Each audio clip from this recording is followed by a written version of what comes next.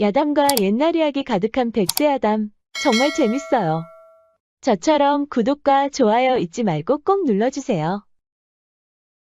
조선 중엽 한양에서 그리 멀지 않은 어느 고을 장터는 하루가 멀다 하고 북적였습니다.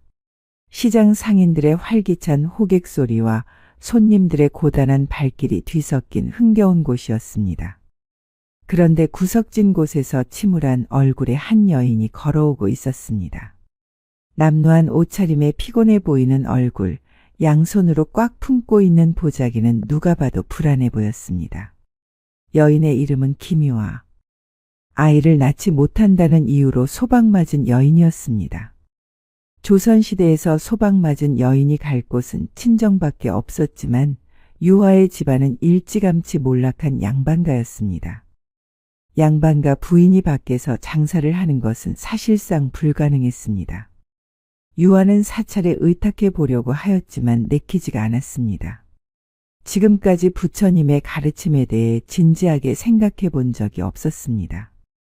듣기로는 양반가 부인이 과부 행세를 한다고 하지만 평소 고운 심성으로 살아가던 유아에게는 엄두도 내지 못할 일이었습니다. 유아가 찾은 일거리는 주막에 있었습니다. 주막에 들어와 바느질과 길쌈을 하면서 지내고 있었습니다. 얼마 전부터 주모의 강요 때문에 객주도 되었지만 손님과 흥정을 하는 솜씨가 보통 내기가 아니었습니다. 유아도 자신에게 이런 소질이 있었는지 몰랐습니다. 시간이 지나자 유아를 보겠다고 찾아오는 손님들도 점점 늘어나고 있었습니다. 주모는 갈 곳 없던 유아를 받아주던 일이 엊그제 같았습니다. 아이고, 유화가 이렇게 주막에 도움이 될 줄 누가 알았겠니? 이제는 유화 도망 못 가게 내가 꽉 붙들어야겠구먼. 그럼 저와 흥정 잘해야 할 거예요, 아주머니. 뭐야? 이제는 나하고 거래를 해보시겠다.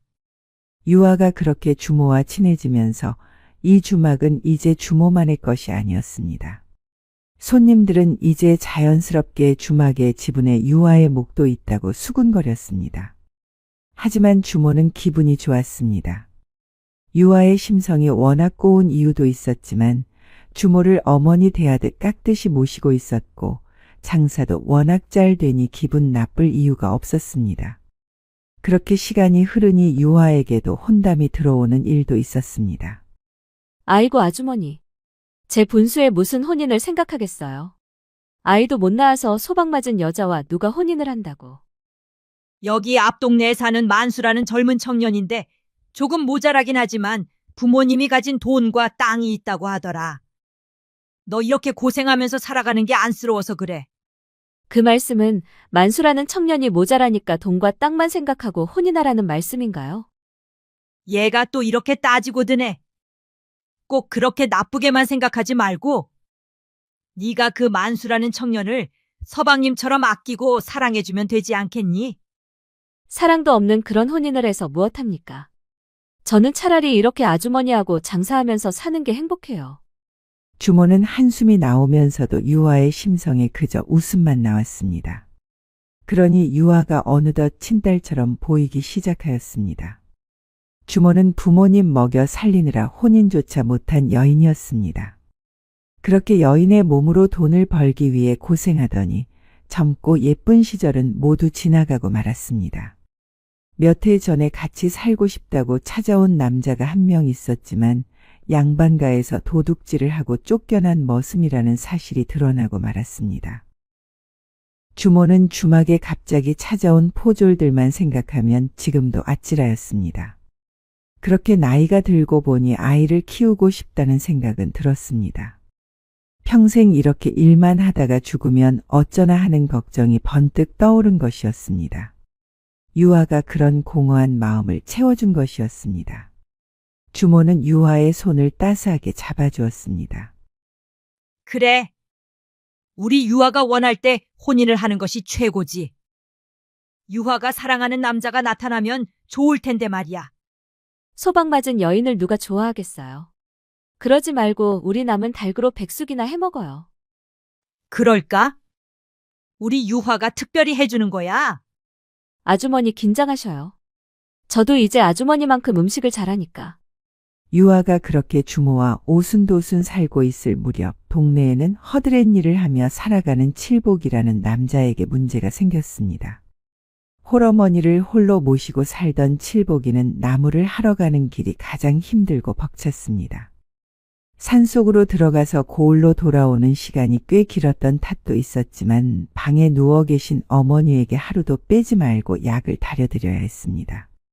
칠복이가 서둘러야 하는 또 하나의 이유였습니다. 양반집에서도 칠복이의 그런 사정을 잘 이해하고 있었습니다. 이야 칠보가, 오늘은 그만해도 되니까 얼른 집으로 들어가렴. 어머니에게 약 따라 드려야지. 매일 이렇게 신세를 져서 송구합니다, 대감마님. 무슨 말을 그리 하느냐? 홀어머니 모시고 사는 게 여간 힘든 것이 아니지. 여기 주기로 한 돈에 곱절로 넣어두었으니 가는 길에 닭이라도 잡아서 백숙도 좀 만들어 드리렴. 칠복이는 너무 감사해서 넙죽 엎드리고 말았습니다. 이렇게 시간을 허락해 주시는 것만으로도 감사한데 돈까지 더 넣어주시니 정말 황망하기 그지없습니다.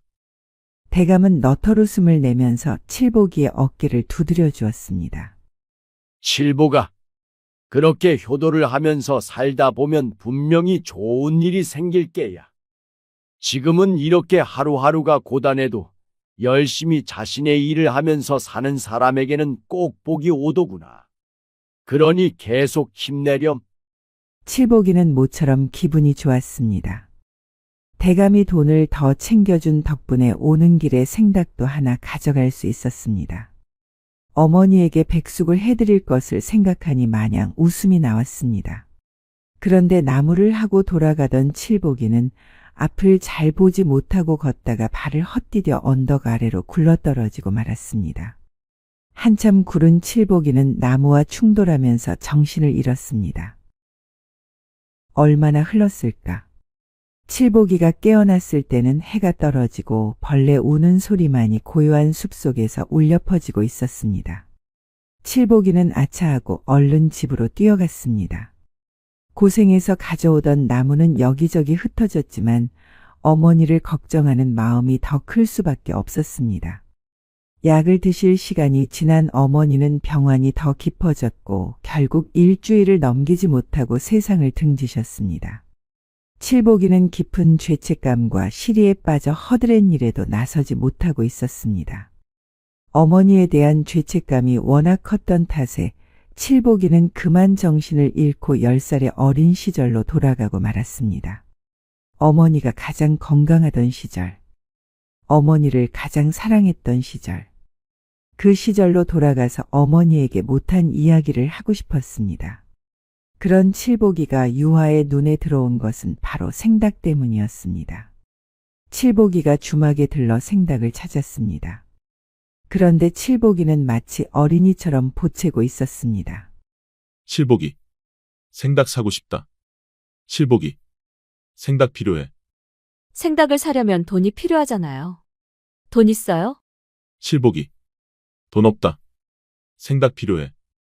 어머니 줘야 돼. 유아는 난처했지만 어머니에게 줘야 한다는 말에 마음이 끌렸습니다. 그럼 나하고 같이 어머니 보러 가요. 생닭은 여기 있으니까. 유아는 칠복이 집에 가면 자연스럽게 어머니가 돈을 줄 것이라고 믿었습니다. 하지만 집은 텅 비어 있었습니다. 누가 도둑질을 하고 갔는지 방 안은 엉망이었습니다. 칠복이 어머니는 어디 있어요? 칠복이, 어머니한테 생닭 줘야 돼. 생닭 필요하다. 유아는 한숨만 나왔습니다. 장사도 마다하고 칠복이를 따라온 게 후회가 됐습니다. 그런데 밖에서 헛기침 소리가 들렸습니다. 누군가 하고 나가보니 칠복이가 허드렛 일을 하던 집의 대감이었습니다. 뉘신가? 여기 칠복이 총각이 생닭이 필요하다고 해서요. 저는 저기 주막에서 일하는 김유아라고 합니다. 대감은 신기한 눈빛으로 유아를 바라보았습니다. 칠복이가 10살 시절로 돌아간 후로는 그 누구도 칠복이에게 관심이 없었습니다. 제법 가깝게 지냈던 집안의 여종들도 혀를 내둘렀습니다. 아무리 그래도 바보가 된 머슴과는 어울릴 수 없는 것이었습니다. 사연을 들은 유아는 칠보기가 너무 가여웠습니다. 그저 모자란 사람으로만 보였는데 그런 사정이 있었다고 하니 그냥 무시할 수만은 없었습니다. 칠보기가 워낙 성실히 일한 총각이라서 나도 안타깝게 생각하네. 머슴으로 드리고 싶어도 저렇게 어머니하고 생당만 찾고 있으니 일을 어찌하면 좋겠나. 대감이 한숨을 푹 쉬었습니다. 의원을 불러서 진맥도 받아보고 약도 몇 개 다려보았는데 소용이 없네. 대감이 혀를 끌끌 차고 있을 때도 칠보기는 어린아이처럼 유아 주변을 맴돌았습니다. 어머니에게 장난치던 시절을 떠올린 것이었습니다. 유아는 집안이 몰락하면서 세상을 떠난 부모님 생각이 났습니다. 그동안 주모와 가까워지면서 슬픈 기억은 모두 잊었으나 칠보기를 보니 그동안 잊고 있었던 효심이 가슴속에서 뜨겁게 자라났습니다. 대감마님. 그럼 제가 칠복이 총각을 데리고 있을 테니 약을 계속 다려주실 수 있겠습니까? 대감은 반가운 듯 환하게 웃었습니다. 그리 해줄 수 있겠나. 약이야 내가 계속 다려줄 수 있지. 칠복이 총각이 정신만 돌아온다면야, 그렇게만 된다면 내가 다시 머슴으로 들여서 책임지고 키울 것이야. 유아는 그렇게 칠보기를 주막으로 데려왔습니다. 주모는 걱정부터 앞섰습니다. 얘야, 유화야. 아무리 그래도 그렇지. 저런 아이를 주막으로 데려오면 어쩌냐? 절해가지고 음식 나르는 일이라도 시킬 수 있겠니? 염려하지 마세요, 아주머니. 대감마님이 계속 약은 보내주신다고 하셨으니 언젠가는 정신이 돌아올 거예요. 그렇게 유아는 다시 객주 일을 하면서 하루를 보내고 있었습니다. 그런데 집에 얌전히 있었던 칠보기가 따라 나왔습니다. 칠복이는 그냥 집에 있어. 장사 금방 끝나니까. 얼른 들어가서 맛있는 국밥 해줄게. 칠복이 심심하다. 누이랑 놀고 싶다. 유아는 놀라서 칠보기를 바라보았습니다. 방금 뭐라고 했어? 칠복이 심심하다. 누이랑 놀고 싶다. 누이라고 하니 유아는 기분이 묘했습니다. 어머니가 유아를 낳고 몇 해가 지나서 임신을 하였지만 안타깝게도 유산이 되고 말았습니다. 유아는 무엇을 본 것은 아니었지만 모두 그 아이가 태어났다면 유아의 남동생이 됐을 것이라고 말했습니다. 유아가 소방 맞고 쫓겨났을 때 든든한 남동생이라도 있었다면 조금이라도 힘이 되지 않았을까. 유아에게는 이제 잊힌 어린 시절의 기억이 새록새록 솟아나고 있었습니다. 그 때문이었는지 유아는 칠보기를 향해 절로 따스한 미소를 지었습니다. 누이 금방 끝나니까 동생은 어여 들어가. 이따가 맛있는 국밥 해줄 테니까. 그제야 칠보기가 배시시 웃으며 주막으로 돌아갔습니다. 유아는 돌아가는 칠보기의 뒷모습이 오늘따라 더욱 처량해 보였습니다. 흐르는 눈물을 닦은 유아는 다시 장사를 시작했습니다. 얘야, 유화야. 오늘부터는 박물장수를 시작해보는 게 어떠니? 박물장수요? 요즘 이 고을에서 얼굴을 가꾸는 아낙네들이 늘고 있지 않니?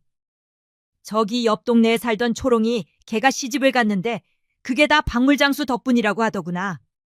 유아는 처음에는 웃었지만 주모의 말에 점점 설득이 되고 있었습니다. 유화, 네가 얼굴도 반반하니까 아마 장사가 잘 될 거야. 객주 일도 적응이 됐으니까 이제는 새로운 일도 해보는 게 좋지 않겠니? 유아는 웃음이 나왔습니다. 새로운 일에 도전한다는 것은 살아가는 원동력이기도 합니다. 유아는 주저하지 않고 바로 박물장수에 나섰습니다. 모처럼 주막에서 멀리 떨어진 곳으로 걸어갔습니다. 늘 주막 근방에 있던 유아에게는 그런 것도 새로운 모험이었습니다. 예상외로 유아를 찾는 여인들이 많았습니다. 고을에서 시집을 가야 할 처자들이 많아진 이유도 있었습니다. 그런데 얼마 가지 않아서 웬 험상궂은 사내들이 유아 앞에 나타났습니다. 유아는 몰랐지만 고을에서 가끔 자릿세를 받아가며 살아가는 왈자패였습니다. 하는 일은 딱히 없고 힘자랑하면서 돈 뜯어갈 곳이 생길 때마다 한 걸음에 달려가는 그런 한심한 작자들이었습니다. 역시 유아는 까마득히 모르는 일이었지만 왈자패가 거둬들인 돈을 모두 모으면 소장농을 할 수도 있을 정도였습니다. 유아는 그런 왈자패의 속내를 전혀 모르고 당당히 맞섰습니다. 이게 뭐 하는 짓들이요? 돈을 벌고 싶으면 당당하고 떳떳이 장사를 하시오. 왈자패는 시시덕거릴 뿐이었습니다. 유아는 안 그래도 걸어다니느라 기진맥진한 상태라서 언성을 크게 높여도 왈자패에게는 웃음거리만 준 것이었습니다. 그러지 말고 우리랑 놀러 가자. 박물장수가 이렇게 얼굴이 반반하면 쓰나? 남정네들이 확 낚아채면 어쩌려고 그래? 유아는 잠시 고민했습니다. 짊어지고 있는 폐물들을 모두 버리고 도망쳐야 하나? 아니면 도움을 줄 수 있는 사람들을 기다려야 하나? 하지만 주변을 둘러봐도 근거리에서 지나가는 사람들은 보이지 않았습니다. 왈자패가 이런 기회를 노린 것 같으니 유아는 더 불안해졌습니다. 왈자패가 그렇게 성큼성큼 다가오고 있는 그때 유아 뒤로 칠보기가 뛰어왔습니다. 누이 괴롭히지 마라. 누이 괴롭히면 내가 가만히 안 있는다. 뭐야 저놈은? 왈자패는 당황했습니다. 유아가 예상한 대로 사람들의 발길이 뜸한 시간을 노린 것이었습니다. 칠보기는 10살 시절로 돌아갔지만 덩치는 보통 사내들보다 컸고 늠름하였습니다. 그러니 왈자패도 긴장할 수밖에 없었습니다. 하지만 칠보기는 10살 시절로 돌아간 순수한 아이였습니다. 어머니의 사랑이 그 어느 때보다 필요한 철부지 아이였습니다. 왈자패의 주먹에 놀란 칠보기는 어느새 늠름한 몸을 앞세워서 왈자패를 밀어내고 있었습니다. 그렇게 몸이 뒤섞이면서 싸움 같지 않은 싸움이 일어나자 멀리 있던 동네 사람들이 몰려오기 시작했습니다. 포졸들을 부르겠다는 소리가 여기저기서 들렸습니다. 왈자패는 뜻대로 되지 않자 화를 내며 도망쳤습니다. 칠보기는 부상을 입었지만 유아를 지켜낸 것만으로도 다행으로 여겼습니다. 칠보기가 누이 지켰다. 누이 지켜서 행복하다. 칠보기는 그렇게 말하고 털썩 쓰러지고 말았습니다. 유아는 너무 놀라서 동네 사람들의 도움으로 칠보기를 업고 주막으로 뛰었습니다. 칠보가. 그렇게 밀어나면 어떡해. 그놈들이 얼마나 위험했는데. 막무가내로 몸으로 밀어내는 싸움이 어디 있니? 하지만 칠보기는 배시시 웃으며 유아의 얼굴을 바라보았습니다. 유아가 무사하다는 것에 안도하는 것이었습니다. 유아는 하는 수 없이 박물장수는 잠시 거두고 칠보기를 간호하였습니다. 칠보기는 어린아이처럼 먹여달라고 조르고 있었습니다. 그런데 칠보가. 너는 어찌 그 장소에서 나타난 것이야? 설마 나를 따라온 거야? 그렇게 아이처럼 조르던 칠보기는 어느새 잠이 들었습니다. 코까지 고는 모습이 누가 봐도 미련한 바보처럼 보였지만 유아에게는 자랑스럽고 늠름하게만 보였습니다. 방금 전까지만 해도 유아에게 먹여달라고 졸랐지만 유아를 지켜내느라 많이 지쳐있던 것이었습니다. 천진난만한 강아지가 체력의 한계를 모르고 실컷 뛰다가 갑자기 잠이 든 것과 같았습니다. 유아는 자기도 모르게 웃음이 터졌습니다. 그동안 살기 위해 장사를 하면서 생긴 갖은 고초들이 갑자기 거짓말처럼 쓸려가는 기분이었습니다. 지켜줘서 고마워 칠보가. 너 나을 때까지 계속 곁에서 수발 들어줄게. 이 누이가 동생 간병해주는 거야. 칠보기가 건강을 되찾은 이후에는 유아와 더 가까워졌습니다. 칠보기가 바보처럼 웃으면 유아도 배시시하며 같이 웃어주었습니다. 박물장수를 다시 시작한 유아는 간간히 뒤를 돌아보았습니다. 혹시 칠보기가 따라오나 하고 두리번거리다가 해가 떨어지면 다시 뒤를 휙 하고 돌아보는 것이었습니다. 칠보기는 숨바꼭질을 하는 것처럼 숨어 있었습니다. 유아는 칠보기가 숨은 것을 알고도 모른 척하고 있었습니다. 칠보기 장난에 맞춰주면서도 칠보기가 왜 계속 따라다니는지 알 수는 없었습니다. 아무리 누이라고 해도 계속 따라올 이유는 없었습니다. 그런데 칠보가. 너 왜 계속 나 따라다니니? 주막에 있으면 네가 좋아하는 음식 마음껏 먹을 수 있잖아. 아주머니도 칠보기 아끼고 좋아하잖아. 칠복이는 시무룩해졌습니다. 유아가 숨은 것을 다 알았다는 게 심통이 난 것이었습니다. 칠복이 바보. 누이한테 들킨 것도 모르고. 칠복이 바보다. 유아는 자기도 모르게 칠복이의 얼굴을 어루만졌습니다. 칠복이 바보 아니야. 날 지켜줬는데 왜 바보야? 나도 몰랐는데 그 왈자패 무섭다고 소문 많이 났더라. 그렇게 몸으로 밀어낸 사람은 칠복이가 유일해. 칠복이는 인정을 받으니 다시 배시시하고 웃었습니다. 이제 나 그만 따라다니고 주막에 머물러 있어. 그래야 맛있는 거 많이 먹고 힘을 내지. 대감마님이 준 약은 계속 먹고 있지? 칠복이는 빠르게 고개를 끄덕였습니다. 기억나는 거 뭐 없어? 누이와 만나기 전에 누구 만난 일 없어? 그러자 칠복이가 침울해지더니 눈가가 촉촉해졌습니다. 유아는 놀라서 얼른 칠복이의 눈물을 닦아 주었습니다. 왜 그래 칠복아? 기억나는 사람이라도 있어. 칠복이. 어머니 기억난다. 어머니도 누이가 들고 다녔던 거. 있었다. 유아는 폐물과 바느질 기구를 보여주었습니다. 이거 말이야? 설마 칠복이 어머니도 박물장수였어? 칠복이는 박물이 뭔지 모르면서 그냥 고개를 끄덕이는 것 같았습니다. 유아가 박물장수가 된 이후로 어머니가 떠오른 것이었습니다. 어머니 잘못될까봐. 칠복이 겁난다. 그래서 따라다닌다. 유아는 그제야 칠복이가 왜 그렇게 자신을 따라다니는지 알 수 있었습니다. 칠복이의 어머니 역시 여인의 몸으로 장사를 하다가 여러 고초를 겪었을 겁니다. 유아처럼 왈자패를 만났을 수도 있다는 생각에 몸이 부르르 떨렸습니다. 칠복이 어머니도 열심히 사셨구나. 그러니까 이렇게 장한 아들을 낳으셨겠지. 유아는 눈물이 흘렀습니다. 칠복이가 정신만 차린다면, 그런 칠복이가 지금 곁에 있었다면 지금의 유아처럼 큰 위로를 주지는 않았을까. 그렇게 칠복이를 품에 안은 유아는 모처럼 연분의 감정을 느꼈습니다. 칠복이는 마냥 좋아서 유아를 안았고 그렇게 두 사람은 방에서 하룻밤을 보냈습니다. 그로부터 며칠이 지나고 유아는 다시 박물장수로 나섰습니다. 칠복이는 잘 타일러서 이번에는 주막에 머물도록 하였습니다. 칠복아, 금방 올 테니까 너무 걱정하지 마. 오늘은 아주머니 일 도우면서 있으렴. 하지만 유아는 칠복이와 약속을 지킬 수가 없었습니다. 최근에 혼담이 여기저기 오가는 바람에 폐물을 찾는 여인들이 많아진 것이었습니다. 장사가 좀 되는 것 같아서 주막을 벗어나 좀 더 걸어보았습니다. 그런데 익숙한 목소리가 유아의 귓가를 건드렸습니다. 지난번 유아를 치근덕거렸던 왈자패였습니다.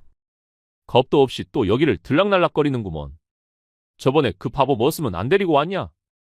유아는 앞불싸하고 주위를 두리번거렸습니다. 장사가 잘 되니까 왈자패에 대한 생각을 전혀 하지 못했습니다. 이보시오. 그러지 마시고 그냥 가던 길 가시지요. 저처럼 소방 맞은 여인을 건드려서 무엇하겠소. 안 그렇소. 하지만 채통은 신경조차 쓰지 않는 왈자패에게 또 한 번 웃음거리만 줄 뿐이었습니다. 왈자패가 이번에는 도끼가 단단히 들어서 유아를 꼭 손보고야 말겠다는 각오로 다가왔습니다. 그런데 그때 웬 날렵한 사내가 나타나더니 왈자패를 단숨에 무찌른 것이었습니다. 유아는 너무 순식간이라서 놀랄 틈도 없었습니다. 대체 누구일까? 칠복이는 아닌데. 유심히 쳐다보던 유아는 또 한 번 놀라고 말았습니다. 자네는 아버님의 식솔이 아니신가? 그렇습니다, 마님. 참 오랜만에 뵙습니다. 사내는 유아의 시부모 집에서 지내는 하인 곽상혁이었습니다. 상혁은 칠복이처럼 평범한 머슴처럼 보였지만 다부진 몸과 날렵해 보이는 용모가 보통 내기가 아닌 것으로 보였습니다. 자네가 여기에 무슨 일인가? 어찌 여기까지 온 게야? 얘기하자면 좀 깁니다, 마님. 저와 함께 가시지요. 도련님이 부르셨습니다. 유아는 놀라고 말았습니다. 아이를 낳지 못해서 소방맞은 유아였습니다. 유아 서방의 이름은 유재만. 서방님의 이름을 잊고 살아갈 것이라고 믿어 의심치 않았는데 갑자기 찾아온 하인이 데리러 왔다니. 유아는 혼란스러웠습니다. 유아는 그렇게 주막으로 돌아가지 못하고 상혁을 따라 오랜만에 시집을 찾았습니다. 시집에 들어선 유아는 가슴이 철렁 내려앉았습니다. 보자기만 안고 쫓겨난 일이 주마등처럼 스쳐 지나갔습니다. 몸이 움찔했지만 유아는 정신을 차리고 상혁의 안내를 받아 천천히 걸어 들어갔습니다. 부인 오셨구려. 제만은 유아를 보더니 얼른 끌어안았습니다. 제만의 얼굴은 많이 지쳐 있었지만 유아를 안는 그 순간에는 희망의 눈빛이 서려 있었습니다. 그동안 대체 무슨 일이 있었을까? 유아가 아는 것이라고는 제만의 계모가 유독 극성이었다는 점. 그리고 제만과 시아버지는 그런 계모에게 계속 끌려다녔다는 점입니다. 아이를 낳지 못한다는 의원의 진단이 나왔을 때 제만의 계모 그리고 그녀의 아들이 회심의 미소를 짓고 있었다는 것도 알고 있었습니다. 하지만 유아가 할 수 있는 일은 없었습니다. 아이를 낳지 못하는 죄. 결국 그것 하나로 유아는 입이 10개라도 할 말이 없던 것이었습니다. 부인 고생하셨어. 그동안 어디 계셨어? 다시 돌아올 수 있게 되었어. 기쁘지 않으시오. 유아는 어리둥절하였습니다. 갑자기 돌아올 수 있다니. 어머님은 어쩌시려고요? 유아가 말을 하려다 목구멍에서 멈추고 말았습니다. 그만큼 이 집안은 계모의 소나기에서 놀아나고 있었습니다. 제만도 자존심이 상했겠지만 아버지도 계모의 편이니 그도 도리가 없었을 것입니다. 유아는 그런 서방님의 마음을 이해하면서도 보자기 하나 품고 내쫓길 때 서방님의 얼굴조차 못 봤다는 게 여전히 마음이 아팠습니다. 정말 거짓말 같은 일이 벌어졌어. 알고 보니까 어머니는 우리 모두를 속인 것이었어. 계모는 이 집안에 시집을 올 때부터 재산을 탐내고 있었습니다. 아들에게 물려주기 위해 온갖 권모술수를 쓰고 있었습니다. 유아도 계모의 그런 욕망은 알고 있었지만 제만의 입에서 나온 다음 말에 충격을 받았습니다. 놀라지 마시오, 부인. 사실 어머니가 부인에게 임신을 못하는 약을 먹인 것이었어. 그제야 계모의 그 서슬퍼런 눈빛을 이해할 수가 있었습니다. 유아가 시집을 올 때부터 계모가 마음에 들지 않는다는 것은 알았지만 임신까지 막을 줄은 차마 몰랐습니다. 유아는 그 순간에 자신이 얼마나 순진했는지 깨달았습니다. 유아도 시어머니의 사랑이 필요했습니다. 계모가 딱히 못되게 굴지는 않았기 때문에 어느 정도 기대는 하고 있었습니다.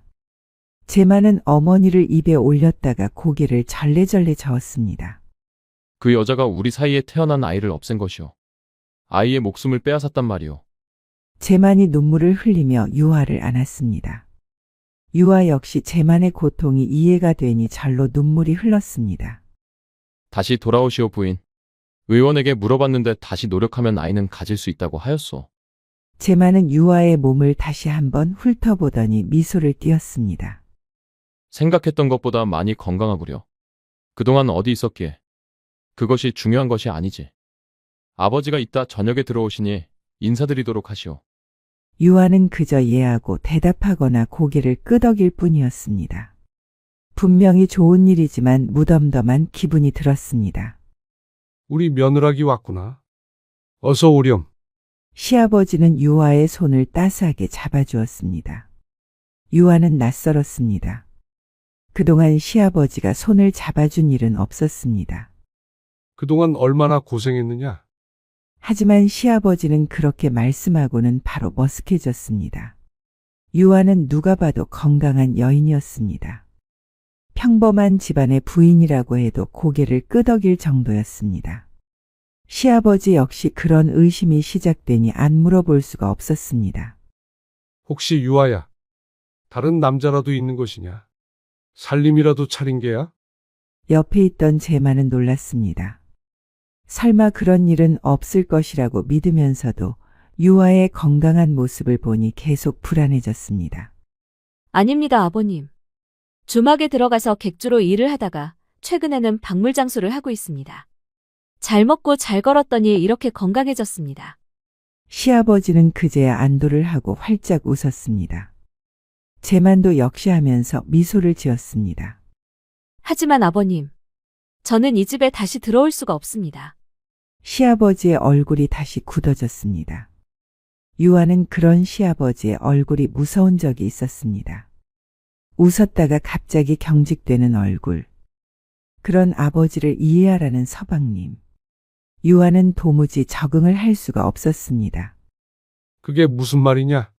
그럼 남자가 있다는 말이냐? 저를 지켜준 사내입니다. 어머니가 돌아가시면서 10살 기억으로 돌아왔지만 제 목숨을 구해준 사람입니다. 목숨을 구해줬다니. 상세히 말해보거라. 유아는 칠복이와 있었던 일을 상세히 전하였습니다. 칠복이가 홀어머니를 모시다가 있었던 사고부터 시작하여 왈자패로부터 지켜낸 일까지 모두 말씀드렸습니다. 이야기를 들은 시아버지는 한숨을 푹 쉬었습니다. 그 총각이 정말 큰일을 했구나. 하지만 유아야, 그렇다고 그런 사내와 살 수는 없는 노릇이 아니냐. 은혜는 나와 재만이가 책임지고 갚을 테니 너는 이제 이 집에 들어와서 몸을 좀 가누도록 해라. 몸을 가누라는 말씀이라면 재만이의 아이를 낳아야 할 것이 아니야. 칠복이라는 총각에게는 집과 땅까지 줄 것이니 걱정하지 말거라. 하지만 아버님, 칠복이는 지금 10살의 어린아이입니다. 제가 가지 않으면 많이 불안할 겁니다. 그때 가만히 있던 재만이가 언성을 높였습니다. 부인, 아버지 앞에서 다른 사내의 걱정을 늘어놓다니. 아무리 그래도 이건 아니지요. 이따 나와 다시 얘기합시다. 시아버지의 얼굴에 실망감이 역력하였습니다. 유아는 그런 시아버지에게 절을 올리고 방을 나왔습니다. 대체 왜 이러는 게요? 듣자 하니 거동도 제대로 못하는 사내가 아니요. 그렇습니다. 10살밖에 안 됐으니 사내라고 할 수는 없겠지요. 하지만 서방님, 홀어머니가 세상을 떠나면서 그렇게 된 것입니다. 가엾지 않습니까? 그야 안타까운 일이지요. 하지만 부인이 신경 쓸 일은 아니잖소. 아버지도 말씀하셨지만 칠복이라는 총각에게는 책임지고 집과 땅까지 줄 것이오. 그러니 그만 걱정은 접어두시오. 재만은 그렇게 말하고 방을 나오려고 했지만 흐느끼는 소리에 고개를 돌렸습니다. 유아가 눈물을 흘리고 있었습니다. 재만은 놀라서 다시 유아 앞에 앉았습니다. 설마 그 사내와 정이라도 나는 것이오. 서방님, 칠복이 어머니는 하루라도 약을 드시지 않으면 돌아가실 분이었습니다. 칠복이는 매일 허드렛 일을 하면서 하루도 놓치지 않고 꼬박꼬박 약을 다려드렸습니다. 병환이 깊었지만 끝까지 포기하지 않았습니다. 나무를 하고 돌아오는 길에 발을 헛디뎌서 쓰러져 기절했고 그 사이에 어머니가 돌아가신 겁니다. 그 때문에 칠복이가 10살 시절로 돌아갔습니다. 왜 10살 시절로 돌아간 줄 아십니까? 어머니를 가장 사랑했던 시절이었습니다. 어머니에 대한 죄책감 때문일 겁니다. 제가 박물장수로 나설 때 칠복이가 계속 따라다녔습니다. 왜 그러냐고 물었더니 칠복이 어머니 역시 박물장수를 했다고 합니다. 어머니도 저처럼 갖은 고초를 겪었을 겁니다. 아마 저처럼 왈자패를 만났을 수도 있겠지요.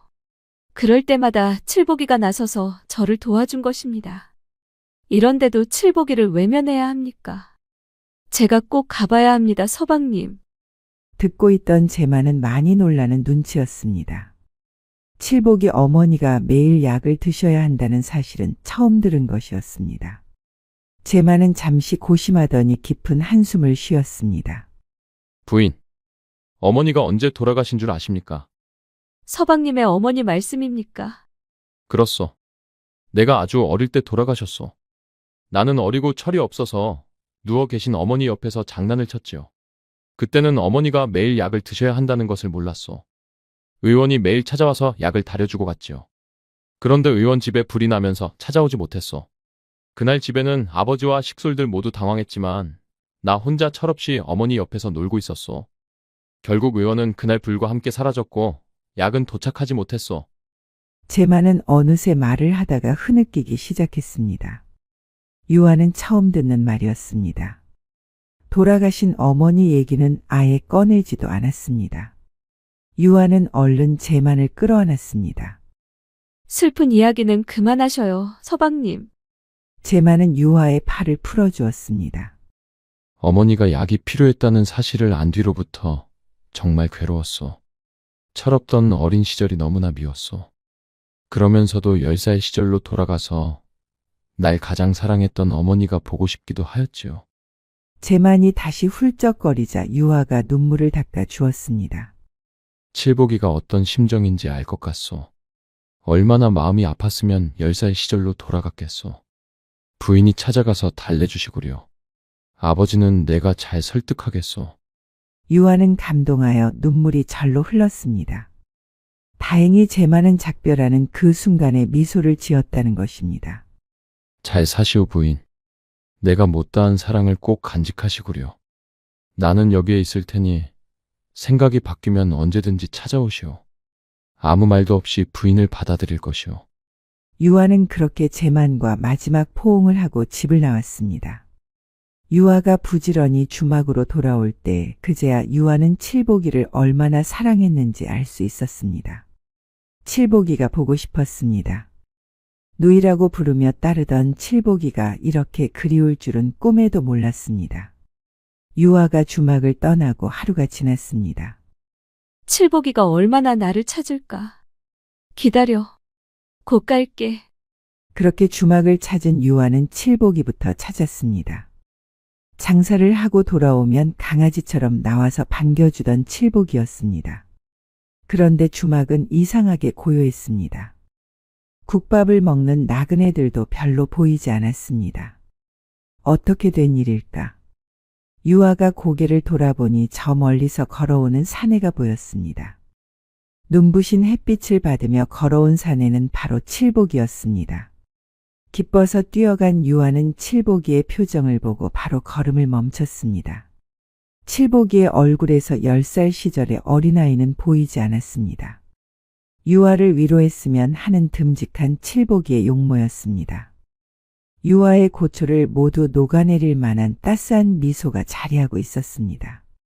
칠복아, 설마 너 기억이 돌아온 거야? 그간 정말 고마웠소. 대감마님께서 꾸준히 주신 약이 드디어 효과가 있었소. 부인이 장사를 하면서 약까지 가져다 준 것도 다 알고 있어. 유아는 칠복이에게 성큼 다가갔습니다. 그럼 나한테 어머니 말씀한 것도 기억이 나? 칠복이는 수줍은 듯 미소를 지었습니다. 부인을 따라다니면서 왈자패와 싸운 것도 기억이 나오. 어떻게 싸웠는지는 잘 기억이 나진 않지만 유아는 웃음이 터졌습니다. 아주 엉망이었지. 동네 사람들 아니었으면 아마 곤죽이 됐을 거야. 칠복이는 그제야 유아와 진실된 이야기를 나누며 하룻밤을 보낸 기억도 떠올랐습니다. 박물장수를 하던 어머니가 생각이 나서 유아를 따라다닌 일까지. 칠복이는 눈물이 흘렀습니다.